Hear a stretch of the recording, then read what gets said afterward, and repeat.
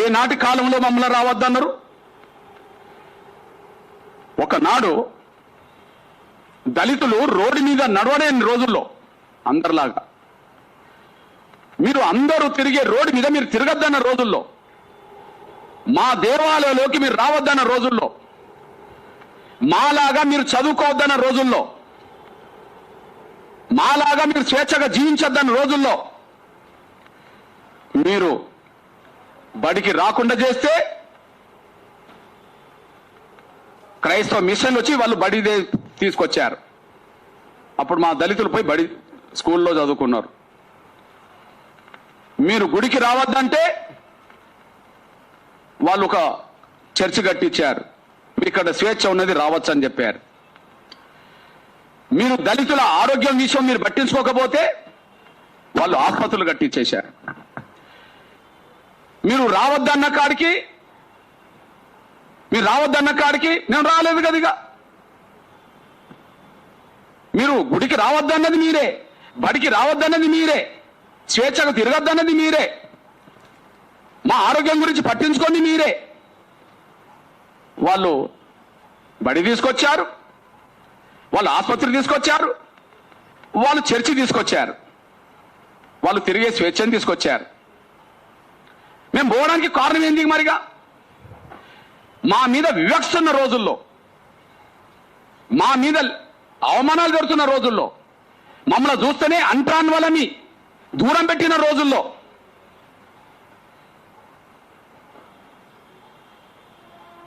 వాళ్ళు దగ్గర చేర్చుకున్నారు.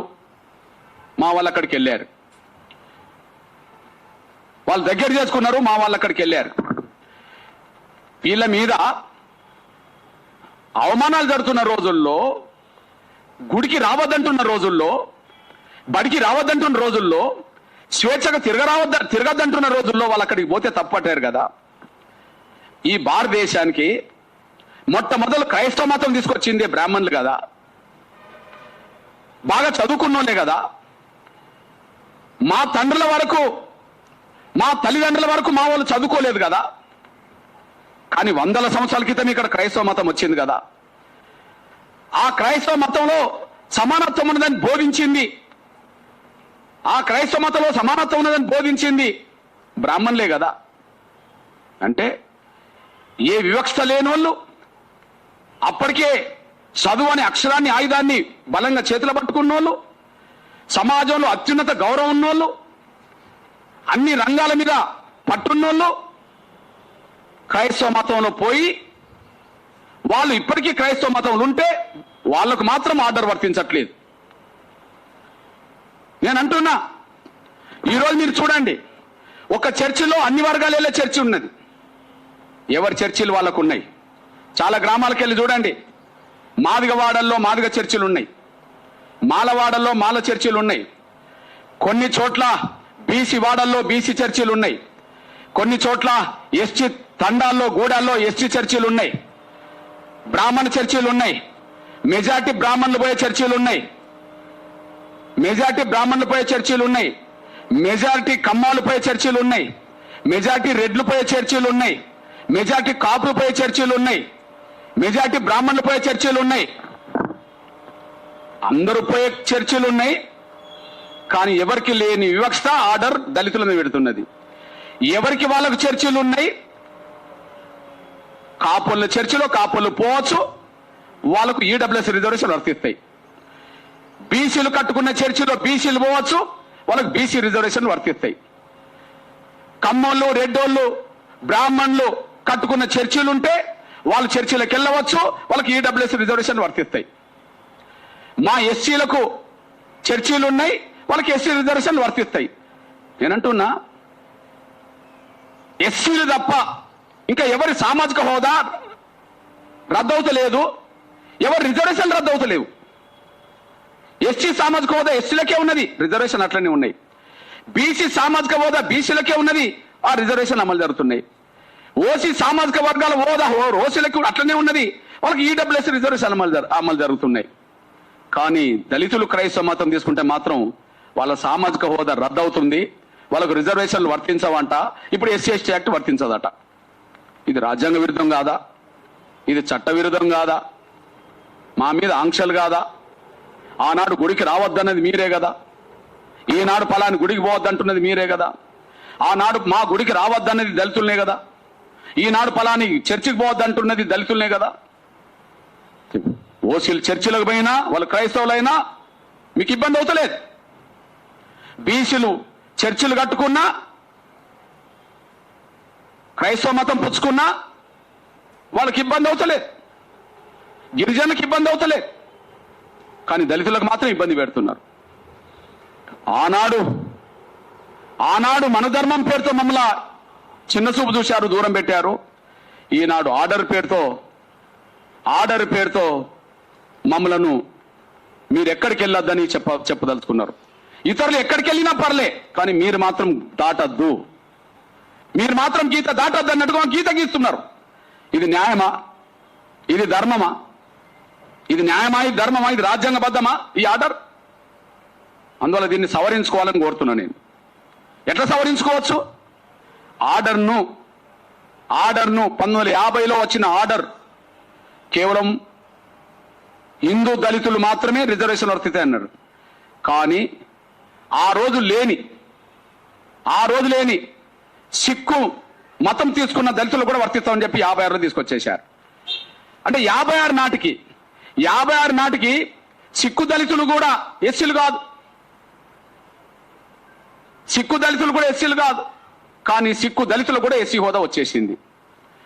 90 నాటికి బౌద్ధులు ఎస్సీలు కాదు, 90 నాటికి బౌద్ధ మతం తీసుకున్న ఎస్సీలు కాదు, కానీ 1990 నాటికి మళ్ళా బౌద్ధ మతం తీసుకున్న దళితులు కూడా ఎస్సీ హోదా వర్తించింది. అట్లనే దీన్ని ఎక్స్టెండ్ చేయండి. క్రైస్తవ మతం తీసుకున్న దళితులకైనా, ప్రవక్తను నమ్ముకున్న దళితులకైనా ఇది వర్తిస్తుందని చెప్పి ఎక్స్టెండ్ చేయండి. లేదా 50 నాడు ఏ రాజ్యాంగం ఉన్నదో ఆర్డర్ రాకముందు దాన్ని అమలు చేయండి. 50 నాడు ఆగస్టు 10 కంటే ముందు 1950 జనవరి 26 నుంచి ఆగస్టు 10 కంటే ముందు ఏ విధానాలు ఎత్తున్నాయో దాన్ని అమలు చేయండి. అమలు చేయాలంటే ఏం చేయాలి? ఆర్డర్ను ఉపసంహరించుకోవాలి.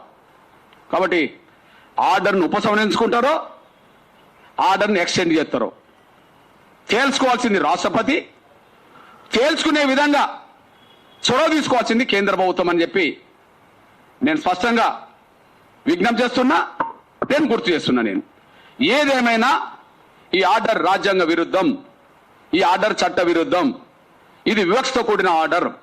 ఒకనాడు మమ్మల్ని రానివ్వలేదు దేవాలయాలకి, ఈనాడు పోనివ్వట్లేదు ఫలాని దేవాలయానికి. ఎవరికి లేని ఆనాడు ఆంక్షలు మా మీదనే ఉన్నాయి, ఈనాడు ఆంక్షలు మా మీదనే ఉన్నాయి. ఆనాడు మన ధర్మం పేరుతో మా మీద ఆంక్షలు పెట్టారు, ఈనాడు ఆర్డర్ పేరుతో మా మీద ఆంక్షలు పెడుతున్నారు. ఇది న్యాయం కాదు, ఇది ధర్మం కాదు, ఇది చట్ట విరుద్ధం, ఇది రాజ్యాంగ విరుద్ధం. కాబట్టి రాష్ట్రపతి ముందు కేంద్రం ముందు రెండే. ఒకటి, దళిత సిక్కులకు, దళిత బౌద్ధులకు ఎట్లయితే వర్తింపజేస్తూ 56, 90లో ఎక్స్టెండ్ చేశారో అట్లనే దళిత క్రైస్తవులకు, దళిత ముస్లిం వాళ్ళకు కూడా ఖచ్చితంగా దీన్ని ఎక్స్టెండ్ చేయాలని చెప్పి విజ్ఞప్తి చేస్తున్నా. అట్లా ఎక్స్టెండ్ చేయకపోతే మొత్తం ఆర్డర్నే ఉపసంహరించుకోవాలని చెప్పి డిమాండ్ చేస్తున్నా. ఎందుకంటే రాజ్యాంగం చట్టం అమల్లోకి వచ్చిన రోజు ఆర్డర్ లేదు, ఇది వివక్షతో కూడిన ఆర్డర్. దీన్ని నా పాత్రికేయ మిత్రులు అర్థం చేసుకుంటారని ఆశిస్తున్నా. నేను ఆనాడు మా మీదనే ఆంక్షలు మీరు రావద్దని, ఈనాడు మా మీదనే ఆంక్షలు మీరు అటు పోవద్దు అని. ఆనాడు అందరూ దేవాలయాలకు రావచ్చు, మేము రావద్దు. ఈనాడు అందరు మతం మార్చుకోవచ్చు, మేము మాత్రం మార్చుకోవద్దు. ఇంతకంటే ఈ దేశంలో ఇంకేం అవమానం కావాలి మాకు? ఆనాడు మన ధర్మం మా మెడ మీద కత్తి పెట్టి శాసించింది, ఈనాడు 1950 ఆర్డర్ కత్తి పెట్టి మమ్మల్ని శాసిస్తున్నది. ఇది కత్తి పెట్టి శాసిస్తున్నది. దీన్ని దళిత క్రైస్తవులకు, దళిత ముస్లింలకు వర్తింపజేసే విధంగా ఆర్డర్ను సవరిస్తారో, లేదా ఆర్డరే తీసేసి 1950 రాజ్యాంగం అమల్లోకి వచ్చినప్పుడు ఎట్లయితున్నదో అట్లనే అమలు చేస్తారో తేల్చుకోవాల్సింది రాష్ట్రపతి, తేల్చుకునే విధంగా చేయాల్సింది కేంద్ర ప్రభుత్వం. కేంద్ర ప్రభుత్వానికి నాయకత్వం అవుతున్నది గౌరవ పెద్దలు నరేంద్ర మోడీ గారు, ప్రధానమంత్రి గారు. ఆయనకు నేను విజ్ఞప్తి చేస్తున్నా, గుర్తు చేస్తున్నా, ఆ విషయం స్పష్టం.